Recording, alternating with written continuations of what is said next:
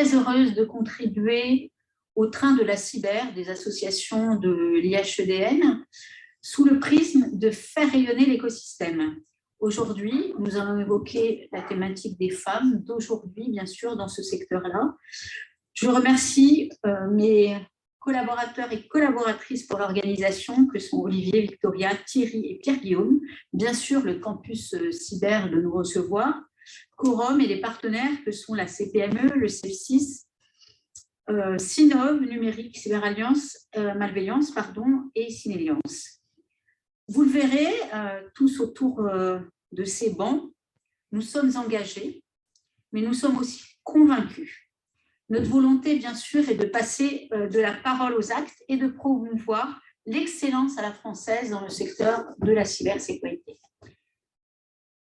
Dans une filière qui est une filière d'avenir. Aujourd'hui, nous allons faire 2 tables rondes. La première est autour des métiers de l'engagement. Et pour ce faire, et l'orientation bien sûr, la seconde sera autour des métiers et de la performance. Pour ce faire, je suis accompagnée de 4 personnes qui vont se présenter autour d'un regard croisé de 2 étudiantes et 2 experts du secteur.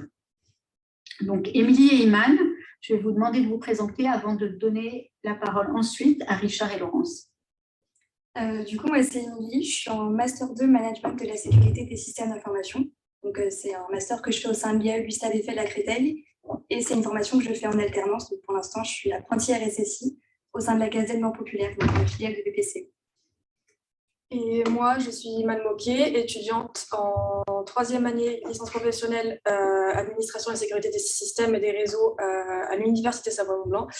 Et je suis cette formation comme mon collègue, toujours en alternance au sein de l'entreprise RC Informatique en tant que consultante technique. Donc, bonjour, moi je suis Laurence Laloubert, je travaille au sein du commandement de la gendarmerie dans le cyberespace. J'ai été recrutée en tant qu'officier sur titre de gendarmerie. Voilà. Bonjour, Richard Sangaré, je suis responsable général de la sécurité des systèmes d'information au ministère de la Justice. Plaisir d'être là pour échanger avec vous sur ce thème intéressant. Richard, on va commencer par toi. Sur le sujet du manque de parité dans le secteur, on a des chiffres, en France, 11% de femmes dans la cybersécurité, visiblement aux États-Unis, 24%, 25% pour certains. Comment tu expliques cela alors que l'écosystème est en pleine extension et en pleine embauche? Les chiffres, oui, ça fait mal au cœur quand on les entend, mais je pense qu'il ne faut pas positionner le point au niveau des chiffres. Savoir une approche plutôt, ce que j'ai l'habitude de dire, parce que je suis intervenant dans quelques écoles, et c'est ce que je dis à ces gens qui me disent, ben oui, j'ai envie de faire la cybersécurité, non, mais c'est difficile, qu'on n'a pas le temps, que c'est très technique, qu'il faut maîtriser, être hacker. Je dis non. La sécurité, la cybersécurité, il y a bien sûr une partie technique, mais il y a également une partie qui n'a rien à voir avec la partie technique. Pas obligé d'être expert, faire du hacking, comme on dit, mais savoir plutôt une approche pragmatique qui est liée au cœur du métier. On peut être responsable ou experte dans un domaine comme la qualité, comme dans le domaine juridique. Donc, on peut apporter son cœur à l'édifice par rapport à la cybersécurité. Il y a un point, depuis 2018, moi j'interviens dans quelques écoles. C'est des raisons, pas uniquement parce que la cybersécurité est moins de femmes, c'est-à-dire, nous, avec un peu plus d'expérience, on n'arrête pas de se plaindre pour dire qu'il y a moins de compétences, pas uniquement femmes. C'est vraiment la globalité de la cybersécurité. Donc, ça m'a poussé à intervenir dans les écoles. Et je fais partie du CESIN, le plan des experts en sécurité numérique. J'ai dit, le CESIN, il y a énormément de profils comme moi qui ont un peu plus de 10-15 années d'expérience. Si chacun met un peu de temps pour participer à la formation, pour accompagner les jeunes, les garçons, arriver à mettre en place la confiance, faire découvrir ce domaine qui n'est pas forcément lié à la partie technique, comme j'ai expliqué. Je pense que ça peut être déjà un bon début de partir sur le principe de dire, OK, on a un domaine qui est intéressant, qui est très vaste, pourquoi ne pas partager l'écosystème, tous les métiers liés à la cybersécurité. Parce que les métiers, ce n'est pas uniquement la partie technique, comme j'ai expliqué. Je pense que ça peut être déjà un bon début de partir sur, de dire, de démystifier la cybersécurité, de dire, ce n'est pas uniquement la partie technique, et qu'on soit femme ou homme, on est capable de faire la partie technique, et également, comment on peut amener chacun et chacune apprennent pas par rapport à son ressenti. Parce que, voilà, il y a des gens qui sont plutôt dans une approche plutôt gouvernance, plutôt gestion de projet, plutôt coordination, plutôt plusieurs domaines qu'on peut utiliser. Donc, je pense que le travail doit être mené d'abord, ça c'est un problème, je ne sais pas si c'est franco-français ou plutôt européen, c'est dès le jeune âge. Donc, dès le début, donc, à partir de l'école primaire, commencer à mettre en place la sensibilisation au numérique et ajouter la couche cybersécurité. Si les gens arrivent, le numérique, c'est très vaste. C'est comme prendre l'exemple de dire, je suis médecin. Oui, c'est le numérique, la médecine. Mais dedans, il y a la partie cybersécurité. Dans la partie cybersécurité, on a plusieurs spécialités. C'est expliquer à chacun, à chacune, que c'est un domaine qui est très large et qu'il y a une possibilité pour chacun et chacune de prendre sa place. Donc, je vais rebondir par rapport à ce que tu viens de dire. Donc, si j'ai quelque chose à retenir, c'est sensibiliser et acculturer. Et tu as parlé de la diversité des métiers. Et je voulais vous faire une parenthèse, parce que je ne sais pas si vous le savez, mais on a la chance dans la cyber d'avoir un référencement des métiers de l'ANSSI qui est très, très complet. Donc, si vous voulez vous engager ou si vous voulez découvrir ces métiers, allez le voir. Parce que ce n'est pas le cas dans d'autres filières, comme par exemple l'intelligence artificielle ou la blockchain. C'est bien une particularité d'avoir ce référencement métier, et donc il faut le faire connaître. Donc, allez le découvrir. Je comprends ce que tu dis, parce que c'est vrai que c'était un gros travail de l'ANSSI avec quelques partenaires pour proposer des métiers dans la cybersécurité. C'est quelque chose qui marche pas bien. Il y a des associations comme le CEF6 également qui s'appuient dessus, qui sensibilisent dans ce sens des différents métiers qu'on peut avoir dans la cybersécurité. Pas uniquement le terme cybersécurité, dans la protection de l'information, si on prend vraiment large, parce que dans la cybersécurité, on va enlever la branche, la cyberdéfense, on va enlever d'autres branches. Et c'est vraiment dire, il y a un métier qui est la protection de l'information, et dans la protection de l'information, il y a plusieurs possibilités, donc techniques ou non techniques, qu'on peut chacun et chacune apporter quelque chose. Laurence, je voulais te poser une question sur une vocation, parce que je pense que ça a été le cas pour toi, et comment justement s'engager dans cette filière de la cybersécurité, comment donner envie d'y aller. Et pour toi, quelle est la vision que tu as de lutter justement contre les stéréotypes? Alors, en effet, pour moi, ça n'a pas été une vocation de prime abord, l'informatique. Pour autant, je rebondis sur ce que disait Richard sur le fait de travailler dès la petite enfance. Bon, c'est vrai que j'ai eu la chance de baigner finalement dans le milieu des nouvelles technologies grâce à un papa qui était et qui est toujours fan des nouvelles technologies, et qui fait que depuis toute petite, finalement, j'ai baigné dedans.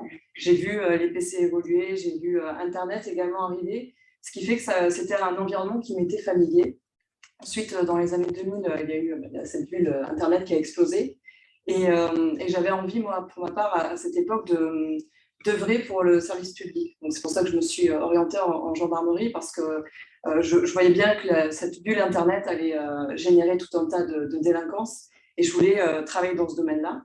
Donc, c'est comme ça que je me suis, moi, orientée en gendarmerie. Mais c'est vrai que de prime abord, ce n'est pas quelque chose qui nous est familier. Donc, moi, ça l'a été parce que, de par mon cadre familial, mais à l'époque, moi, ça fait désormais 17 ans que je travaille en gendarmerie. Dans les années 2000, ce n'était pas quelque chose qui était très répandu. Moi, dans mon école d'ingénieur, on était 3-4 femmes à tenter cette expérience-là. Et là, aujourd'hui, je pense que vous êtes un peu plus nombreuses. Là, j'ose espérer. La parité, non, c'est la parité, c'est ça? De la L1 en même temps, on a la parité dans le programme. C'est déjà bien, il y a une belle évolution malgré tout. La vocation, je pense qu'en effet, elle se crée de par les informations qu'on va donner. Donc, ça commence en effet dès la petite enfance. Il faut, je pense, en effet, lutter contre les stéréotypes. Mais donc ça démarre à la petite enfance, mais même au niveau de nous tous. Finalement, en gendarmerie, il y a un plan d'action qui est mené pour lutter justement contre les stéréotypes, qui a été mis en place dès 2014. Et nous avons des référents en région qui sont positionnés. J'en fais partie également. Et notre vocation, c'est vraiment sensibiliser l'ensemble des personnes à mesurer finalement ces croyances, les stéréotypes qu'ils véhiculent. Et déjà y être sensibilisé, c'est une façon de lutter également contre. Pour autant, ça démarre dès la petite enfance. Et puis, il y a un suivi qui peut être également assuré. Je pense les années charnières, c'est également le lycée. Je pense que c'est des années où on va nous demander de nous projeter dans un métier, on n'est pas encore complètement construit, c'est loin d'être évident. Et je pense qu'en effet, il y a une notion d'accompagnement qui est importante. Alors pourquoi pas, en effet, donc, d'aller au contact de ces générations-là, de leur montrer ce que c'est ces métiers-là, parce que c'est pas concret, hein, très clairement, on travaille sur du virtuel, donc leur montrer complètement comment ça marche, ce que c'est, et déjà, ce serait une belle étape. Ensuite, il y a aussi, pour créer les vocations, c'est aussi une notion de représentation, je pense.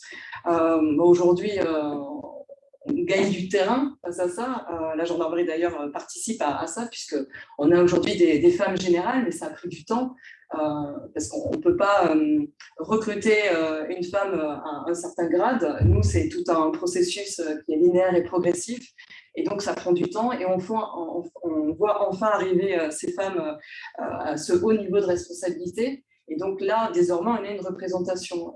Mais c'est vrai que ça a été un long processus, et puis ça va continuer parce qu'on y est tous sensibles. Voilà. Donc, si j'avais quelque chose à retenir de ce que tu viens de nous évoquer, éduquer et instruire, deux sujets différents, et toujours dans la sensibilisation liée au métier.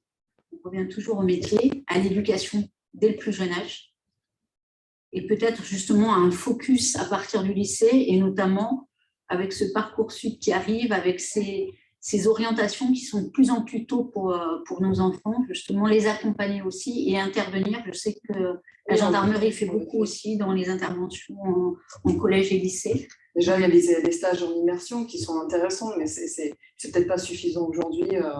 C'est vrai que j'avais été étonnée parce que moi aussi j'interviens dans le cadre des parcours supérieurs où on expose un peu notre expérience, et c'était, je crois, en 2013, il me semble, et donc j'étais face à un public de futurs ingénieurs, femmes comme hommes, et à la fin de mon intervention, certaines sont venues me trouver en me demandant, mais la gendarmerie, mais c'est pas trop dur, avec tous les stéréotypes en fait qu'elle véhiculait à ce moment-là, et je leur disais, mais vous savez, regardez autour de vous, en fait, vous êtes déjà en minorité, et c'est pas plus, pas moins, en fait, finalement. Donc, mais on sent qu'il y a des choses aussi à casser pour le côté gendarmerie. Je parle plus sur ce qu'on peut imaginer de cette arme qui est militaire également. Donc, il y a la partie pour les femmes, mais il y a également toute l'institution, tout ce que ça va véhiculer. Il y a un point que je voulais ajouter, c'est sur la partie gendarmerie. Je sais qu'il y a les réservistes. Oui, tout à fait. Également, qui portent beaucoup la sensibilisation, l'accompagnement. Mais tout comme, en fait, finalement, la cybersécurité, c'est très vaste, puis il y a un milliard de métiers, mais de la même manière, la gendarmerie a tout autant de métiers, et c'est vrai que c'est important d'aller diffuser l'information. Donc, on le fait par le biais des réseaux sociaux, on le fait aussi par le biais d'interventions. On a aujourd'hui une actualité qui fait que désormais, tout le monde se sent sensibilisé, concerné, en effet, et a envie d'œuvrer, et notamment les jeunes générations, pour le pays, finalement. Et donc, nous avons la possibilité de faire appel à des jeunes, notamment, ou des moins jeunes d'ailleurs, peu importe, de par leurs compétences, de les employer en tant que réservistes opérationnels et notamment spécialistes cyber. Clairement, dans l'unité dans laquelle je suis, on recherche des profils qui sont spécialisés en cybersécurité. C'est vrai que la denrée est rare, malgré tout. C'est difficile de bénéficier de compétences de haut niveau, et donc c'est un bon moyen que d'être réserviste opérationnel cyber. Donc un petit clin d'œil pour ceux qui sont derrière l'écran, n'hésitez pas si vous voulez devenir réserviste. Et puis n'oublions pas un sujet qu'on évoquera à un moment donné lors de la conférence, c'est aussi la reconversion dans la cybersécurité. Maintenant, je vais donner la parole à nos deux étudiantes, Iman et Émilie, justement parce que, alors, il y a une question un peu lourde peut-être sur vos épaules, mais je tenais absolument à vous la poser. Justement, lutter contre ce syndrome qu'on appelle souvent le syndrome de l'imposteur.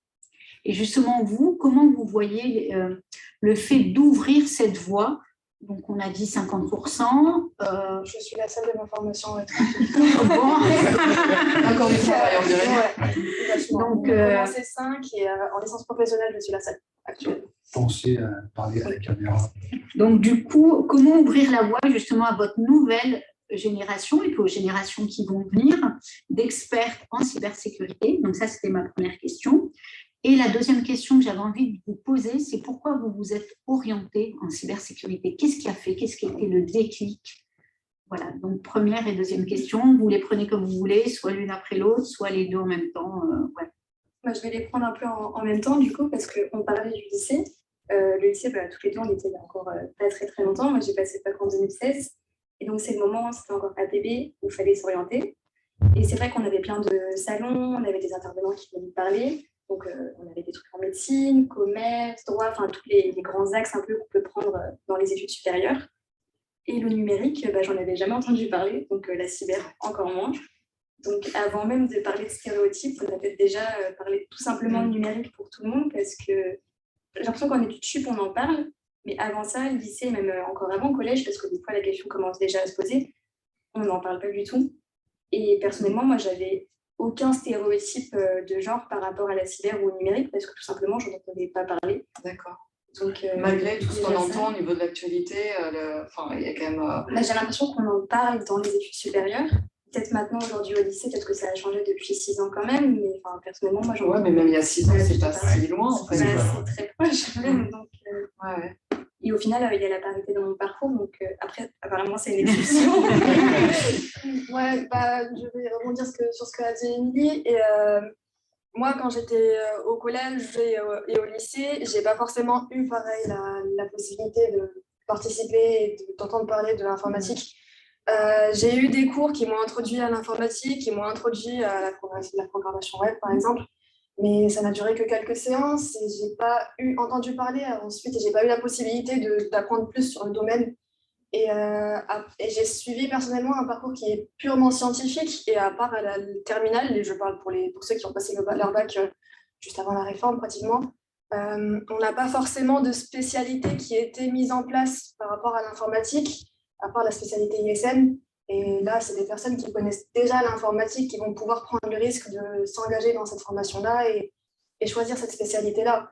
Et moi, personnellement, j'ai eu la chance d'être entourée par des personnes comme vous qui ont évolué dans le domaine et qui ont grandi dans le domaine. Donc, j'ai choisi de les suivre et aujourd'hui, je suis très contente d'avoir fait ce choix-là. Mais j'ai choisi ce domaine-là parce qu'il y a beaucoup de prise de risque, il y a beaucoup de techniques. C'est un truc qui me passionnait aussi. J'avais envie de savoir ce que c'est puisque j'ai eu ce petit flair de cette odeur d'informatique, on va dire, mais ouais, cette curiosité d'apprendre. Et une fois le baccalauréat obtenu, je me suis dit pourquoi pas.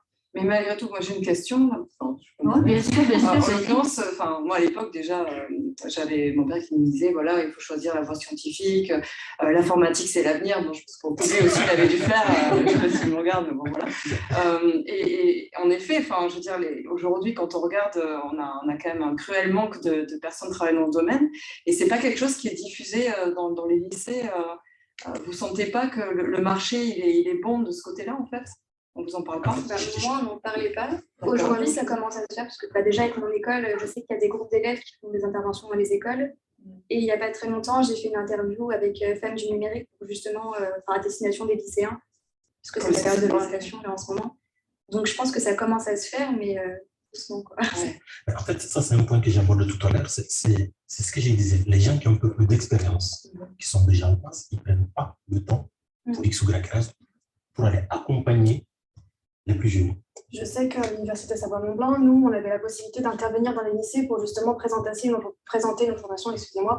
Et je sais que beaucoup de personnes de ma formation l'ont fait, mais c'était pas forcément... On était 5 en première année, il y avait une fille qui partait et qui allait présenter comme ça. Mais toujours pareil, ça cible les terminales et les premières pour leur choix Parcoursup et non pas les jeunes avant pour leur susciter ce petit intérêt à l'informatique, pas du tout.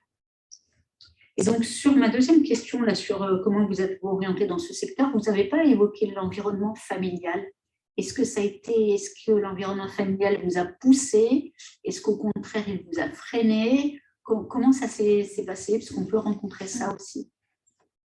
Personnellement, ça n'a joué aucun rôle, que ce soit positif ou négatif. Mes parents ils m'ont toujours laissé faire ce que je voulais en termes d'études.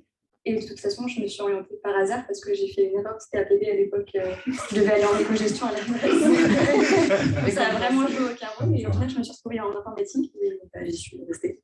Donc, il y a des hasards qui n'en sont pas. Et moi, personnellement, j'avais dit que je ferais ce DUT-là pour... j'ai fait un DUT réseau informatique et télécom. C'était juste pour apprendre connaître le domaine et découvrir. Et puis au final, mes parents l'ont bien vu. J'ai voulu finir la licence professionnelle pour continuer à apprendre. Et aujourd'hui, j'intégrerai l'école Oteria toujours en master, enfin cette fois-ci en cyber, mais mes parents m'accompagnent dans ce choix-là et ne m'ont pas forcément freiné quoi que ce soit. Mais c'est toujours un choix qui a été inattendu de ma part et j'en suis contente aujourd'hui. Et on m'a soufflé dans l'oreille que justement, dans cette école que vous allez intégrer, il va y avoir plus de filles que là où vous êtes aujourd'hui. On l'espère. Donc, Richard, je vais juste, avant de passer à la suite, il y a un sujet que tu n'as pas évoqué, parce qu'on a parlé beaucoup d'engagement, le fait de prendre la parole, etc. Et on a dit justement qu'autour de la table, et nous voulions que ces tables rondes soient des tables rondes engagées. Tu es aussi très engagé auprès des jeunes de l'IHEDN? Oui, alors très engagé. Non, je suis engagé normalement. Plus que certaines. Non, ça dépend. Ça dépend. Comme j'ai dit, j'ai parlé de 16 ans, j'ai parlé des jeunes de l'IHEDN, j'ai parlé de quelques écoles où j'interviens sur le domaine de la cybersécurité, parce que comme j'ai dit, nous qui avons un peu plus d'expérience, on prend le temps d'accompagner et de former. Alors, idéalement, il faut commencer à l'école primaire. Donc, c'est dire, OK. Un peu à cœur, plus de l'éducatif en parler en permanence. Donc, j'ai l'impression que c'est assez un milieu qui n'attire pas forcément. Ouais, c'est ça. Oui, parce qu'on n'explique pas, on n'a pas éduqué, on n'a pas expliqué, on n'a pas sensibilisé. Et après, au sein de mon parcours, par contre, on a mis en place un système de peer coaching, donc coaching réciproque. Donc, ça va être des étudiants, par exemple, moi je suis en équipe avec eux. Et ensemble, on essaie d'échanger un peu sur notre cyber. Parce que je trouve que c'est des fois un peu. On parlait tout à l'heure du syndrome de l'imposteur. C'est un peu dur parfois de garder cette femme et de réussir à se projeter. Parce que.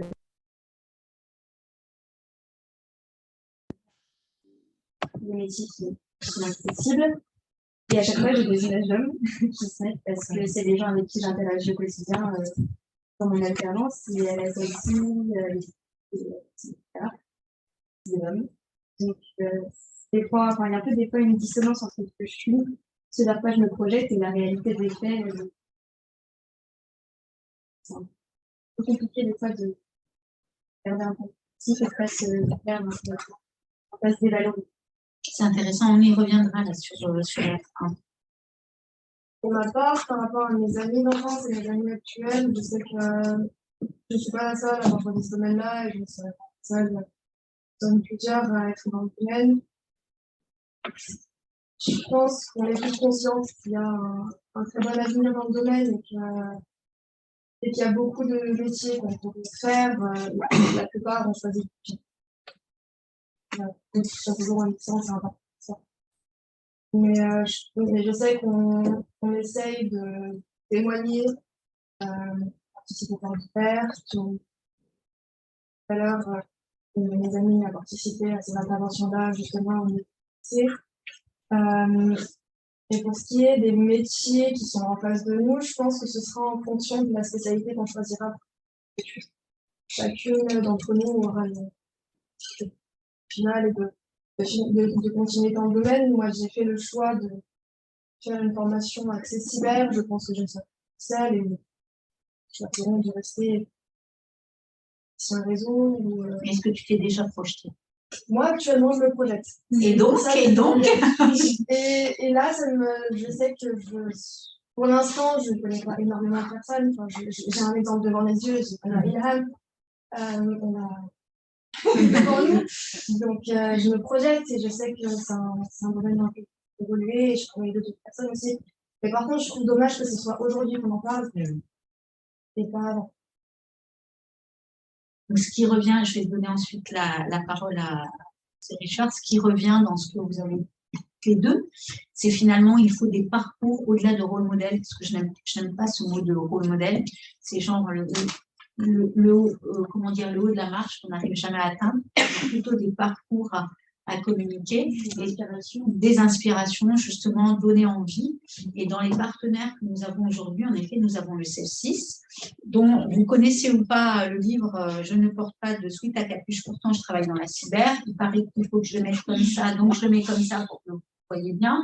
Et il est vrai qu'à l'intérieur, ce qui est intéressant, c'est que vous avez toutes les filières et notamment, vous avez des portraits, justement, avec la richesse des métiers que nous avons aujourd'hui. Il y a de la reconversion. Voilà, il y a très peu de livres sur le sujet. Il a eu un prix dernièrement. Donc, n'hésitez pas aussi à aller voir si vous avez des questionnements pour vous, pour votre conversion, pour vous en tant qu'étudiant et étudiante, pour vos enfants, pour votre famille, pour vos amis. N'hésitez pas à les découvrir parce qu'il est très, très inspirant. Il y a un autre livre qui s'appelle Women Cyber aussi, qui est vraiment des focus, des portraits. Voilà, donc allez les voir. Et puis, donc, sur cette question, je vais m'adresser du coup, à tous les deux sur la même question, du moins les mêmes questions. Alors, pour ce qui est alors, pour ma part, moi, c'était vraiment une niche, hein, je veux dire, la lutte contre la cybercriminalité. Ça fait une dizaine d'années maintenant que je travaille dedans. Moi, j'ai un parcours classique d'ingénieur informatique, plutôt orienté gestion de projet. Quand je suis rentrée en gendarmerie, c'était pour alterner les postes de commandement sur le terrain et l'état-major qui, pour moi, correspondait à ma spécialité. Finalement, j'ai eu la chance, en fait, c'est une question d'opportunité aussi. Alors, moi, ça n'a pas été un clic malheureux, mais pour le coup, à un moment donné, j'ai eu cette opportunité de pouvoir intégrer l'Institut de recherche criminelle de la gendarmerie, qui est donc le laboratoire de police technique et scientifique en gendarmerie, et d'intégrer donc le département informatique qui travaille sur tout ce qui est recherche de preuves numériques.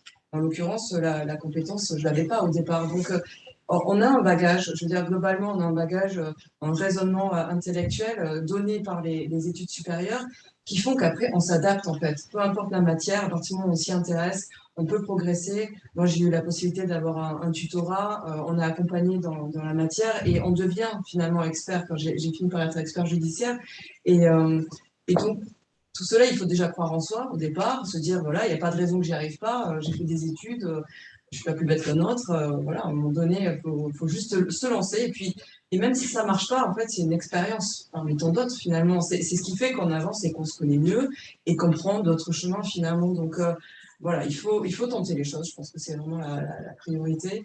Mais je mesure, en fait, en amont de cette table ronde, j'ai essayé de me reprojeter comment j'étais à mes 20 ans ou un peu plus jeune même, en disant, mais à l'époque, tu savais pas ce que tu voulais faire. Et alors, il y a des choses qui m'intéressaient, mais c'est vrai que c'est le flou, quoi, hein. Et je suis un peu désolée de voir que c'est encore le cas aujourd'hui, quasiment 20 ans plus tard.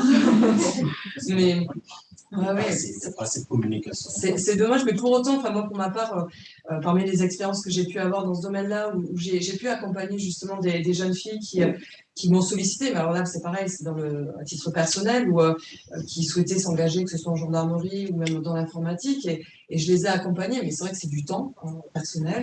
Bon, elles ont réussi, tant mieux, c'est cool, mais bon, on peut pas faire ça pour tous, quoi. Là, il faut vraiment une dynamique plus globale et faire prendre conscience. De la même manière, je suis vraiment étonnée aujourd'hui de voir que ces métiers-là ne sont pas si valorisés parce que je pense qu'il y a vraiment un besoin fort et l'actualité parle pour nous, de toute façon. Donc, mais c'est vrai que c'est pas simple, hein. Et pour rebondir par rapport à ce que tu dis, c'est aussi peut-être parce qu'on met souvent en avant l'attaquant et pas le défenseur. C'est vrai. Mais parce qu'on a tendance à, en tout cas pour ma part en gendarmerie, on n'a pas forcément l'habitude d'aller s'exposer. Enfin, y a ça aussi, c'est délicat aussi d'aller parler de cette thématique-là. Il faut être. J'en parlais globalement, hein, quels que soient les métiers dans la culture, on le voit dans la cinématographie. Ce que tu dis, c'est juste. Le football, le basket, pareil, hein, c'est toujours les mêmes tirants. Le tirant de baptême, c'est l'équipe. Donc la cybersécurité, c'est pareil. C'est pas les gens qui sont là, comme les gens qui sont là pour sécuriser. Donc, voilà. Tu trouves que qui donne l'idée, vraiment, c'est plus des attaquants. C'est ça, et puis aussi les écoles d'ingé, des fois, parce que j'ai accompagné des filles d'amis qui étaient brillantes et qui ne voulaient pas les faire d'école d'ingé, parce que notamment les parents ne voulaient pas non plus, parce qu'il y avait cette idée du baggy et du switcher, et d'avoir que des garçons, voilà, avec une certaine masculinité. Et si justement il y a déjà tous ces freins, mais comment on fera pour changer la donne? Il faut expliquer. Les voilà. parents qui disent ça, ils ne savent pas, ils ne connaissent pas les mots. Ça fait peur. L'histoire du cybervoyou capuche, c'est fini. C'est ça, c'est des légendes. Alors, mais là, non. Là, je prends vraiment ma casquette d'expert dans ce domaine. Non, ça n'existe plus. Ça, c'est vraiment des séries, c'est le parallèle, mais en réalité, c'est pas tout. Si on explique assez bien aux parents, comme quoi c'est un métier aujourd'hui, moi je travaille pour le ministère, je travaille pour l'État, je travaille pour l'État, pour protéger les données, nos données. Dans n'importe quelle banque, vous avez votre nom, prénom, votre médecin, et ce qu'on peut dire, je suis là pour protéger. Comme je dis, c'est comme la vie réelle. Chez moi, ma maison, j'ai la clé dans ma maison, et je peux mettre un coffre-fort pour mettre mes biens. Voilà. Le numérique, c'est exactement la même chose. C'est-à-dire, ce que je fais dans la vie réelle, il faut faire la même chose. C'est-à-dire, je dois protéger les informations de mes données. Donc, si on n'explique pas ça et qu'on reste dans l'idée de dire, OK, si c'est les risques qui ont attaqué, ils ont cité ou c'est le hacker, il a passé la nuit avec des coca, le chips. Oui, c'est normal qu'il dise mal. Je suis désolé en tant que parent, mais non, ça ne donne pas envie d'envoyer son enfant. Mais si on explique concrètement ce que c'est ce métier, ce qu'on apporte, voilà. En même temps, Richard, je suis complètement d'accord avec toi, mais pour avoir un ado à la maison, avec son prisme d'aller voir les youtubeurs qui parlent de cybersécurité, malheureusement, on est dans la caricature. C'est nous, notre responsabilité. C'est à nous aussi. Oui. On va monter une chaîne YouTube. C'est vraiment notre responsabilité avec un peu plus d'expérience. J'ai pas le CFC, il y a le César, il y a le CUSIS, il y a énormément d'organisations. Oui, la gendarmerie Par exemple, également. la gendarmerie. Donc, il y a énormément de structures aujourd'hui, sauf que c'est ce temps. Il faut qu'on arrive à s'organiser pour trouver le temps. On passe à l'échelle. Exactement, pour communiquer. C'est juste une question de communication. Et d'expliquer ce que c'est ce domaine. Si on n'explique pas, bien sûr que on va rester toujours dans la caricature de dire ah, c'est le jeune qui est là avec chips. N'hésitez pas à poser vos questions, que vous ayez des capuches ou pas d'ailleurs. On les accepte toutes. Voilà, sur les différentes. On va arriver là sur la fin de cette première table ronde. Donc on va bientôt passer aux questions. Sur justement toutes ces organisations qui existent aujourd'hui, il faudrait justement peut-être qu'elles se parlent un peu plus, qu'elles se mettent ensemble, parce qu'on a toujours ce sujet d'échelle. Hein. Donc si on avait à retenir tout ce qu'on a dit, c'est l'éducation, l'instruction, la communication bien sûr, et puis les parcours, l'inspiration. Pour mettre en contexte aussi, on se dit que c'est un support qui focalise sur l'activité qui est en groupe. Il y a un point sur la partie association. Tout à l'heure, j'étais déjà sur place. Ça serait bon avoir de la cybersécurité. Ok, mec. J'ai dit, ah oui, mais pourquoi pas on a une agence nationale, la cybersécurité est transversale. Finalement, avec ce débat, les associations qui se communiquent, qui parlent entre eux, je pense que ce serait intéressant vraiment d'avoir une organisation, l'État ou je ne sais pas quoi, sera chargé de structurer, de mettre en place des échanges, vraiment que les forces soient dans le même sens. Je pense que ça peut être une approche avec s'échanger ensemble, de sortir dans ce milieu bizarre de dire que c'est un milieu c'est un hacker, c'est expliquer qu'est-ce que c'est c'est pour la protection de l'information au sens large, que ce soit dans les domaines du travail.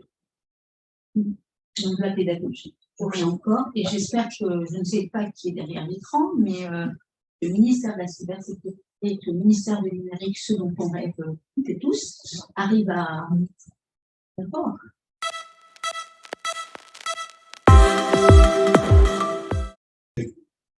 Alors, je ne sais pas si vous nous rejoignez ou si vous étiez déjà à la première conférence avec nous. Mais maintenant, nous allons évoquer le thème de la cybersécurité liée à la performance et liée à la diversité. Avec moi, aujourd'hui et ce soir, Lauriane, Ilham et Loïc. Il devait y avoir aussi Louise. Mais Louise, à son grand regret, est malade aujourd'hui. Donc, par ma voix, Elle sera représentée parce qu'elle avait des choses très très fortes à nous dire et je tenais à ce qu'elle soit là virtuellement avec nous aujourd'hui. Sur cette séquence, on a une première séquence. Sur cette séquence, on a deux parties, excusez-moi. Une première partie autour de la diversité et les outils, parce qu'il est aussi important d'en parler. Et la seconde sera autour de la performance et des talents. Donc Loïc, je vais commencer par toi. C'est gentil. Voilà. La parole en premier. Et avant de te la donner, j'ai oublié une chose quand même, c'est de vous présenter. Donc vas-y, présente-toi et puis on va continuer. Alors, je suis Loïc Guillemot et j'ai été invité à parler aujourd'hui en tant que RSSI d'une société qui s'appelle Synalliance et pour donner un témoignage en ce qui concerne la diversité dans nos équipes. Parfait. Lauriane Riegère, donc je m'occupe de toute la protection des contenus pour Canal+ International. On est présent en Afrique, en Asie et en Europe, principalement. Et je suis ravie d'être là. Et Ilan. Bonjour à tous, donc Ilan Choukrani, je dirige un cabinet de conseil autour des activités de stratégie et de gouvernance cyber depuis 4 ans. Et précédemment, j'avais la responsabilité d'une BU cyber au sein d'un prestataire de services de finance. Donc Loïc, je reviens à toi. Donc, quel regard portes-tu en tant que RSSI sur la diversité au sens large? C'est une grande question. Alors, il y a de nombreuses diversités dont on peut parler dans notre domaine. La première, c'est la diversité des métiers qui amène à travailler dans la cybersécurité. Moi-même, je suis RSSI, j'ai travaillé dans de nombreux domaines avant d'atteindre celui-là. J'ai travaillé dans l'enseignement, j'ai été directeur technique, j'étais architecte, j'ai fait du conseil. Pour terminer, c'est mon grand âge qui me permet de le dire, j'imagine, c'est après plusieurs décennies qui ont décidé une trajectoire qui m'ont amené à travailler dans la sécurité des systèmes d'information. Tous ces métiers représentent une très grande diversité et qui montrent qu'on peut faire de la sécurité des systèmes d'information à partir de toutes les compétences et de tous les métiers que l'on a pu visiter.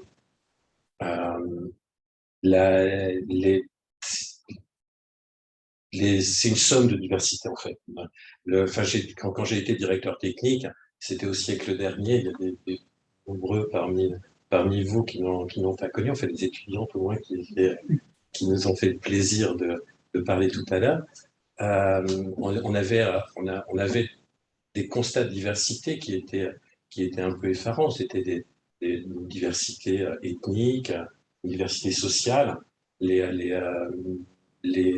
ingénieurs que je faisais travailler au XXe siècle étaient toujours issus d'écoles d'ingénieurs parisiennes, et c'est quelque chose qui a été corrigé,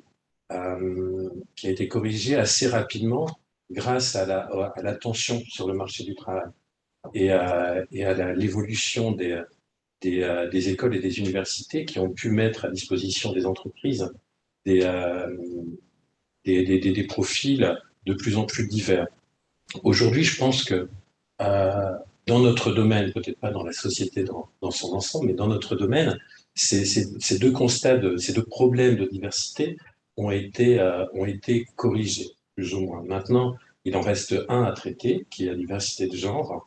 Aujourd'hui, comme tu le disais tout à l'heure, les femmes, pas dans l'informatique en général, mais dans la sécurité des systèmes d'information, ne représentent que 10% à peu près, c'est ça, 10-11% de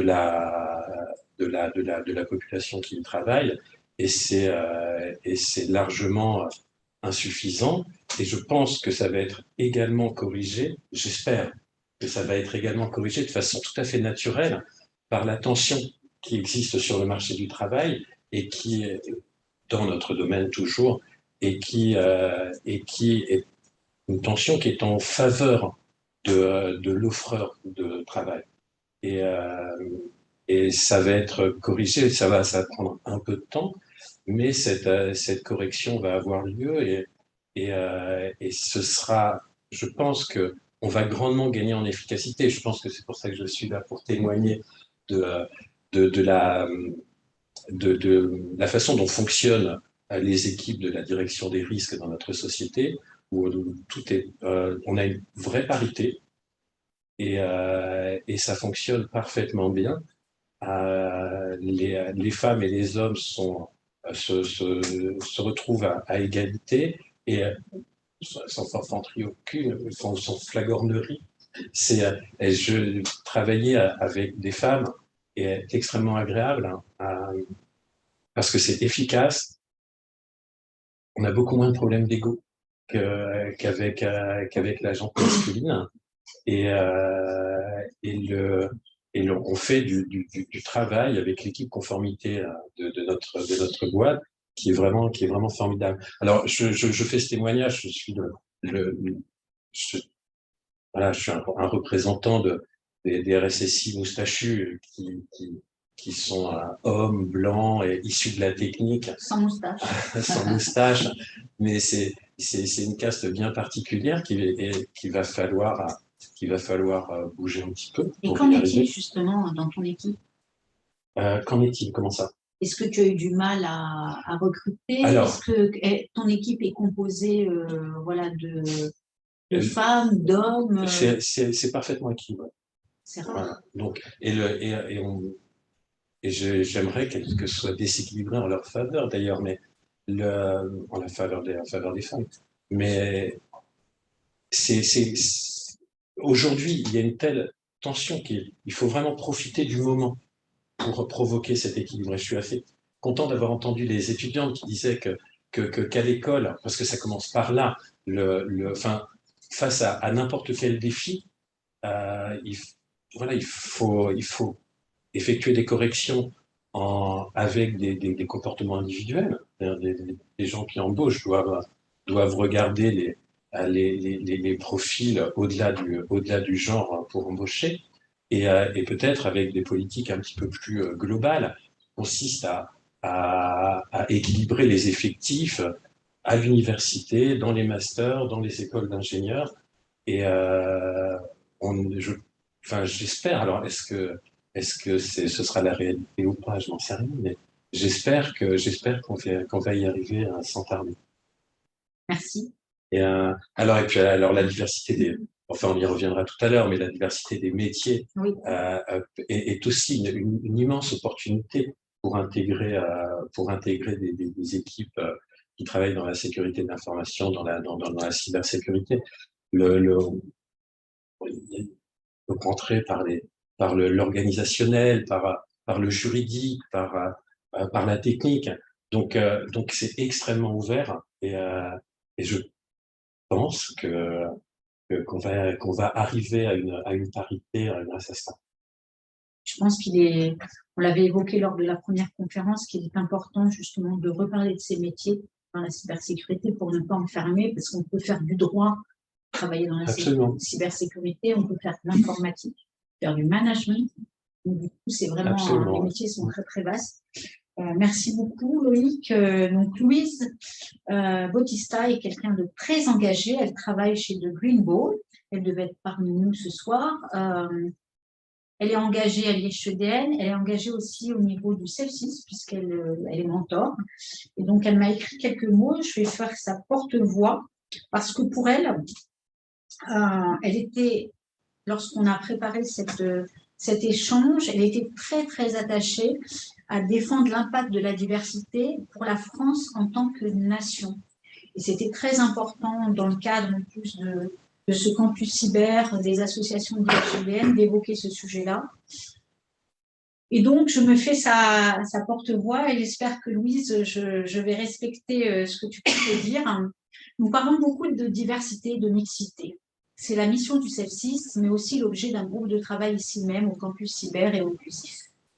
Je ne représenterai donc pas le discours maintes fois répété et toujours aussi vrai pour dire aux jeunes et aux moins jeunes choisissez de travailler dans la cybersécurité et engagez-vous dans le milieu associatif ou dans la réserve opérationnelle. On en a parlé aussi lors de la première table ronde. Puisque cette table ronde est organisée par des associations des HEDN, je souhaitais apporter un éclairage défense à ce message. Nous manquons de personnes dans la cybersécurité et nous avons 11% de femmes. Il n'y a pas besoin d'être féministe pour comprendre qu'il y a un levier significatif. D'autres États l'ont d'ailleurs bien compris, d'où les séries israéliennes ayant une hacker, je ne sais pas si on dit hackeuse, comme personnage principal, ou encore ces compétitions de hacking organisées par Icon Girls à Taïwan. La cybersécurité, c'est protéger les entreprises, les institutions, les particuliers dans un monde où tout est devenu numérisé. Manquer de ressources humaines est du pain béni pour nos ennemis et aussi un défaut que l'on fait à un intérêt général pourtant vital pour la nation. Augmenter le nombre de personnes compétentes en cybersécurité, c'est donc œuvrer pour un intérêt stratégique pour la France. Et ce n'est pas tout. Il y a la diversité et l'unité qui doit en résulter. La France compte parmi elles beaucoup de ses enfants issus de l'immigration, suite à leurs études ou au départ de leurs parents ou grands-parents, qu'ils soient venus de pays européens, maghrébins ou autres, ce sont tous des Français et des Françaises. Plusieurs de nos candidats à la présidentielle en font partie. C'est également le cas de beaucoup de résistants dans les heures les plus sombres de notre histoire. Nous devons davantage inciter à rejoindre nos métiers ces Français issus de la diversité, de la même façon que les femmes. Ils sont une source précieuse que l'on ne peut pas se permettre de laisser de côté. Nous avons en France des universités de haut niveau, des plateformes de hacking internationales, des PME, comme celle où je travaille, pour laquelle nous sommes issus d'un savoir-faire, notamment aussi en cryptographie, hérité du plan calcul mis en place par De Gaulle. Mon message est simple, la mixité et la diversité ne sont pas uniquement des sujets de société ou de RH. Ce sont des sujets qui ont un impact sur la protection de la France, autrement dit, sur notre défense nationale.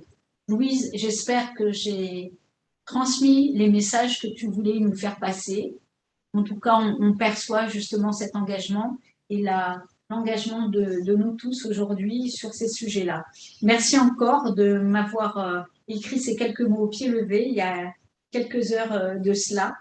Je vais maintenant évoquer avec toi, c'est bien finalement de rebondir avec toi, Lauriane, suite à ce qu'elle m'a écrit, parce que voilà, ça fait tout à fait sens.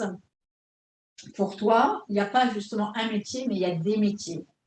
Et puis, il y a aussi la richesse des profils atypiques. Et tu vas nous expliquer pourquoi, non seulement sur le périmètre sur lequel tu interviens sur Canal+, mais aussi par rapport à ton équipe. Oui, tout à fait. Donc, effectivement, je crois qu'on l'a déjà dit, dans la cyber, on a la chance d'avoir des métiers qui sont vraiment très variés. Donc, effectivement, on parle souvent de métiers techniques, mais pas que. Il y a quand même beaucoup de métiers autour du juridique, de la communication. Donc, ça, c'est un point qui est important. Donc, de base, on a déjà cette chance d'avoir quand même des profils très diversifiés.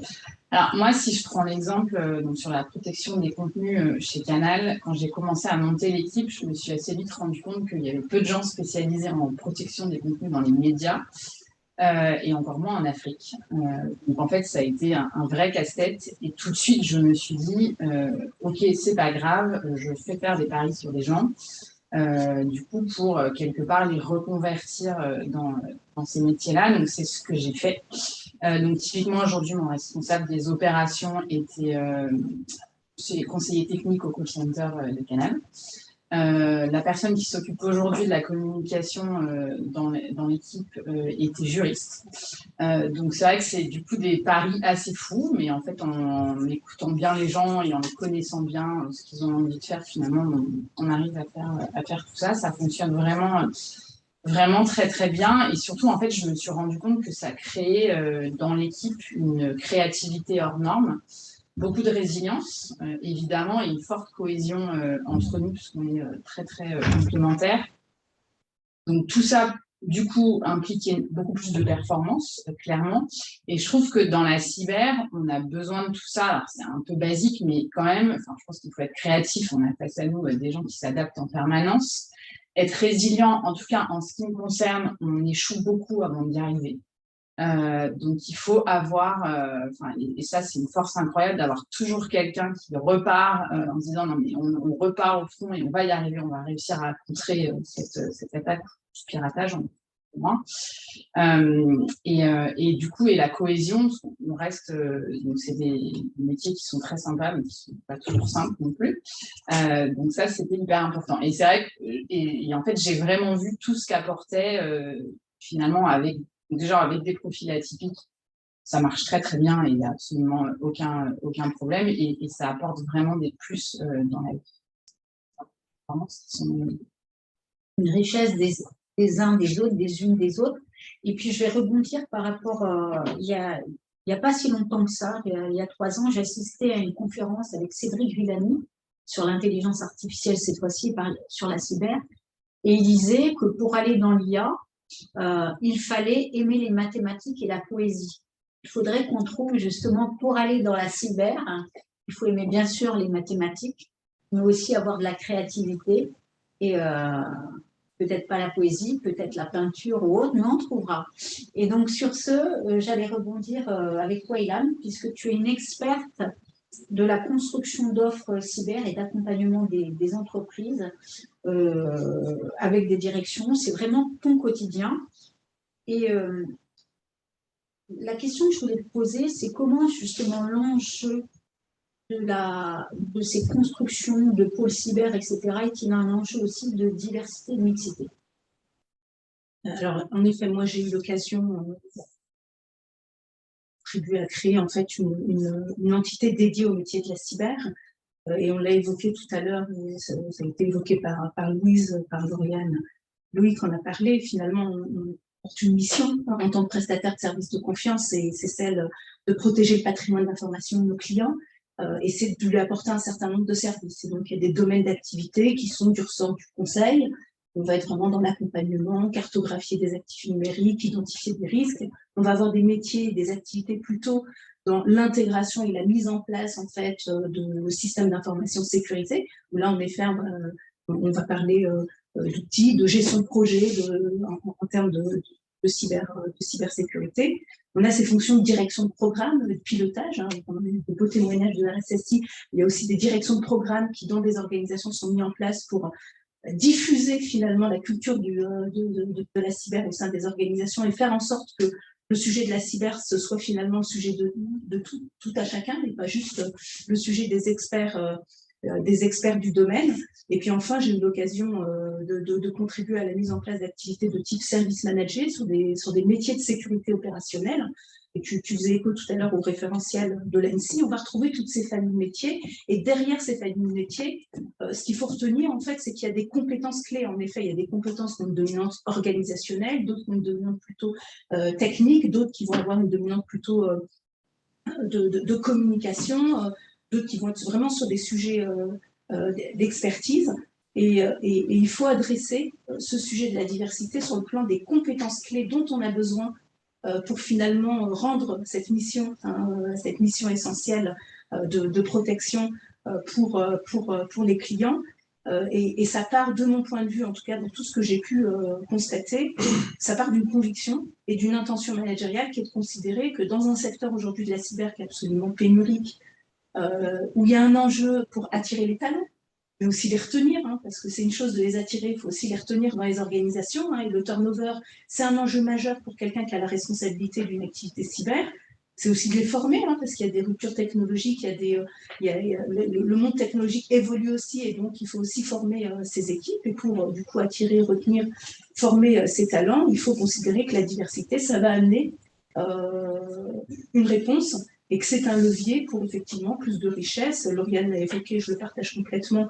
J'ai eu l'occasion de mettre en place des offres de conformité réglementaire qui mêlaient des juristes avec des consultants, des offres autour de l'intelligence de la menace, où il y avait en effet des experts en géopolitique, de la psychologie, mais aussi des experts en investigation. Et donc, le fait de mêler finalement cette diversité de profils avec ces parcours de vie, parce que on a quand même s'il reste encore beaucoup à faire, des profils qui ont déjà eu une première expérience professionnelle, et le fait de mêler finalement ces parcours de vie personnels et professionnels et de les fédérer autour d'une mission, ça je pense que c'est important, parce que la diversité, la différence c'est bien, il faut qu'elle soit canalisée et qu'elle serve en fait la mission qu'on veut porter, que chacun trouve sa place dans le projet pour pouvoir l'apporter.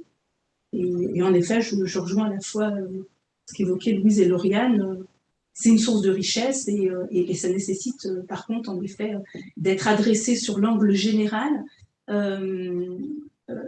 Et sur l'angle général, c'est en effet la diversité de genre, mais c'est pas que la diversité de genre, parce que il y a la diversité culturelle, tu l'as évoqué, il y a la diversité sociale. Aujourd'hui, il y a quand même peu de personnes issues des territoires ou des quartiers qui accèdent à ces métiers-là. Parce qu'en effet, je pense qu'on a encore une responsabilité de faire en sorte que ces métiers ils soient considérés comme aussi nobles de faire des études de médecine. Quand on fait de la cyber, on porte finalement la responsabilité d'assurer la santé numérique d'une organisation, et ça a de la valeur. Et donc là-dessus, je pense qu'il y a encore beaucoup à faire, à la fois pour attirer ceux qui ont déjà une expérience professionnelle et des compétences clés qui peuvent aider autour de ces sujets de conseil, d'intégration, de services managés, et puis en effet auprès de la jeunesse pour réussir avec leur langage à les convaincre qu'ils ont leur part et qu'ils vont pas simplement incarner ou travailler sur un poste qui est technique, mais ils vont participer à un métier qui a du sens pour eux, pour chaque citoyen qu'on est, pour chaque consommateur, pour la nation et pour les entreprises qui servent. Ben, tu fais un pont sur la deuxième partie de cette conférence qui est sur la performance justement et les talents. Et j'avais une question pour toi, Loïc. Justement, aujourd'hui, comment fait un RSSI pour faire face à la guerre des talents?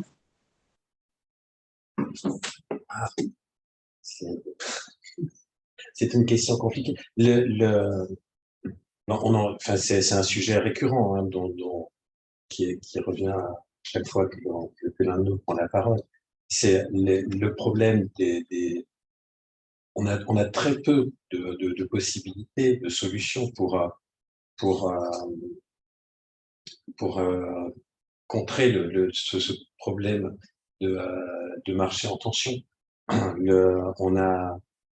Alors, la solution que nous on choisit, c'est de former les gens pour les amener au niveau de compétences attendues et les fidéliser de façon à les former pour pouvoir les conserver. Et donc c'est d'une part les formations en alternance, mais aussi les reconversions. On a vu qu'il y avait un très grand nombre de métiers. On accueille tout le monde dans la cybersécurité. Tout le monde est bienvenu. On n'a pas, pour faire aujourd'hui de la sécurité des systèmes d'information, voilà, on en parlait tout à l'heure, on peut avoir fait du droit, de l'économie, des maths, du management, et quiconque aujourd'hui veut visiter un nouveau domaine de compétences sera accueilli chez nous avec le plus grand plaisir. Et donc maintenant, comment on fait pour y arriver? Je pense qu'il faudrait mettre en place des techniques un peu plus globales de communication pour faire venir les gens chez nous. Les salaires sont plutôt intéressants, le travail est extrêmement intéressant, donc chacun est le bienvenu, et toute personne qui nous rejoindra sera accompagnée, formée jusqu'à ce qu'elle soit capable de répondre aux besoins attendus. Donc, ce que j'entends par là, c'est que l'herbe est plus verte ailleurs, mais il faut bien arroser chez soi pour que ça pousse et que le gazon soit bien ferme. Oui, absolument. Et je vais finir avec vous deux. Justement, on aurait pu parler mentorat, on aurait pu parler de beaucoup de choses. Mais il y a un sujet qui concerne aussi nos élites parce qu'il peut y avoir beaucoup d'a priori sur ce secteur de la cyber, et pourquoi justement il faut soit débuter, soit continuer à les sensibiliser toujours et encore à la nécessité de diversité dans ces milieux de la cyber. Et puis, la deuxième question, quelles compétences développer justement pour être résilient encore plus aujourd'hui qu'hier? Donc, on va commencer par la première, peut-être. En fait, je vais rebondir du coup sur ce que disait Loïc, on accueille tout le monde et tout le monde est bienvenu. Donc c'est une réalité de fait parce qu'il y a un énorme besoin. Je pense néanmoins qu'il y a un vrai besoin de sensibiliser les instances dirigeantes ou les élites selon comment on se place. Tout simplement c'est des processus qui sont quand même très longs. Donc, quand on décide de changer des méthodes de recrutement ou d'aller chercher des profils différents ou de former des gens, etc., c'est quand même des choses qui prennent énormément de temps. C'est des stratégies humaines sur du long terme. C'est des stratégies où il faut aussi investir, clairement. Il faut investir pour changer ces méthodes de recrutement, arrêter de recruter que des gens qui sortent des meilleures écoles françaises. Alors, il en faut évidemment, mais pas que. Aller dans les territoires, ce que disait Ilham tout à l'heure.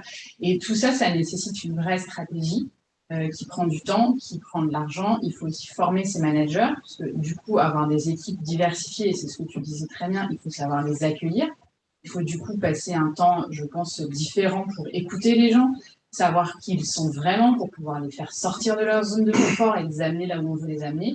Et pour moi, tout ça, c'est énormément de... en tout cas, ça doit être impulsé par les instances managériales, dirigeantes et les élites. C'est vraiment... Et ça va avec le plan de sensibilisation global dès l'école, etc. C'est vraiment un sujet qui doit être pris dans sa globalité. Donc voilà. Et après, encore une fois, il y a aussi un effet boule de neige où, à un moment donné, en fait... plus vos équipes sont diversifiées, plus les instances dirigeantes des entreprises sont diversifiées, plus les gens s'identifient et ont envie de venir. Et donc, en fait, après, ça se fait naturellement en peu de temps. Et une forte volonté qui vient très bien. Oui, juste pour compléter, je crois que ce sujet de la sensibilisation des élites, alors c'est un vaste mot, les élites, mais si on veut essayer de donner quelques éléments de réponse. En fait, ce sujet de la sensibilisation, il est majeur parce qu'on a l'habitude de parler de processus, d'outils, et puis l'humain qui reste quand même l'enjeu majeur en matière de cyber. Il y a la responsabilité au niveau de l'État dans ses fonctions régaliennes, on parle bien d'armée, de justice, de police. Il y a la politique de santé publique. Est-ce qu'aujourd'hui on porte une politique de sécurité numérique publique?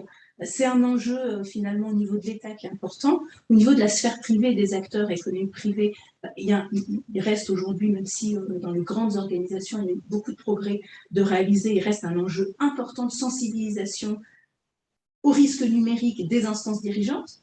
Et derrière le risque numérique, il y a effectivement les moyens qu'on met en œuvre pour répondre à l'enjeu du risque numérique. Et la diversité, finalement, c'est un moyen d'accélérer finalement la mise en place des moyens pour assurer sa protection.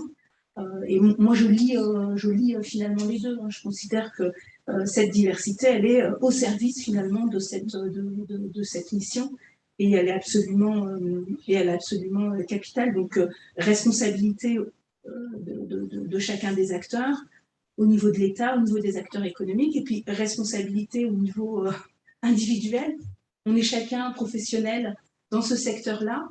Voilà, si chacun d'entre nous passait un peu de temps pour apporter on va dire, sa pierre à l'édifice au sein d'associations, au sein d'organisations professionnelles, sur des activités de mentorat, pour encourager, en tout cas supporter au sens anglo-saxon du terme, des initiatives entrepreneuriales qui visent justement à créer des compétences clés supplémentaires pour que toutes les organisations disposent de ce patrimoine de compétences qui est important. Voilà, je pense qu'on aura déjà pas mal progressé et on est aujourd'hui dans ce lieu totem de la cyber. Je pense qu'au-delà de ces 3 niveaux d'action, il y a aussi l'effet du collectif rassemblé de ces trois dimensions-là qui, État, acteurs privés et énergie individuelle peuvent donner ce passage à l'échelle que tu évoquais tout à l'heure. Pour la première table ronde, à réponse au Audrey. Et justement, sur la partie compétences, ou comme on dit en anglais aussi, sur les soft skills, parce que derrière, on pourra en faire une prochaine, un focus sur la reconversion, puisque même si en France, on récolte de l'école des Lumières, etc., on vous dira qu'il faut un minimum un bac+6 pour travailler dans la cyber. Il faut aussi décloisonner tout ça, justement, pour dire qu'on a besoin, en fonction des métiers, de formation à tous les niveaux, mais aussi on a besoin beaucoup d'envie, de curiosité, et à partir de là, tout est possible. Donc, pour vous, justement, quelles sont les compétences que je vais t'associer, Loïc, sur ce sujet? Quelles sont les soft skills qu'il faut développer aujourd'hui si on veut s'orienter, puisque derrière l'écran, il peut y avoir des gens qui veulent se réorienter, qui veulent se reconvertir, ou tout simplement des étudiants qui veulent aller dans cette voie-là. Les compétences nécessaires pour faire de la cybersécurité. Peut-être que c'est une question piège, je ne sais pas. C'est une question piège. C'est une question que je voulais poser. Non, on reboucle sur ce que l'on disait tout à l'heure. Je pense que toutes les compétences sont les bienvenues. On ne cible aujourd'hui, de notre côté, on fait de la cybersécurité en interne, on vend de la prestation pour de la conformité, de la cybersécurité. Il y a pas on ne peut pas cibler une compétence. Enfin, pas à mes yeux. Voilà, c'est tous les profils seront les bienvenus, et on trouvera des opportunités pour les faire travailler. Et donc, est-ce que avoir envie et être passionné suffirait? Non. Oui, c'est un prérequis qui est indispensable. Lauriane? C'est pas simple. Alors, moi, typiquement, donc, comme je le disais tout à l'heure, j'ai fait beaucoup de paris. Ce que je vais regarder si les gens sont curieux. S'ils ont envie d'apprendre plein de choses, parce qu'être passionné, du coup, moi, j'avais pas des passionnés de cyber au départ. Donc, du coup, j'ai pas vraiment regardé ça. J'ai plutôt regardé la curiosité, la capacité à ne pas abandonner, à aller systématiquement jusqu'au bout, à rebondir et à pas lâcher, et la capacité du collectif, et à accepter qu'ils sont peut-être experts dans leur domaine, mais en tout cas qu'ils ont besoin des autres pour aboutir sur une stratégie globale. Donc ça va être beaucoup ça. Donc, et Ilham, les équipes que tu accompagnes aujourd'hui, qu'est-ce que tu constates au-delà de ton expérience passée, à la date d'aujourd'hui, en termes de compétences? Pour toi, quelle est ta vision là-dessus? Sur quel sujet? Sur le sujet des compétences, en fait, et des soft skills nécessaires dans le domaine, et des équipes que tu accompagnes aujourd'hui dans leur transformation cyber. Alors, en effet, moi, je ne fais pas le distinguo des soft d'un côté et des hard de l'autre. Enfin, la personne, elle est complète, et elle a une combinatoire de compétences clés, qui vont être des compétences d'organisation, qui vont être des compétences d'expertise, qui vont être des compétences de management, d'opération ou de gestion de projet. Et elle va par ailleurs avoir, en effet, des compétences comportementales qui vont être clés. Et certaines compétences comportementales collent bien à certains métiers, et un petit peu moins d'autres. Donc, voilà, c'est l'alignement et la cohérence d'un projet, d'une compétence, avec finalement des aptitudes en termes de savoir et en termes de savoir-être.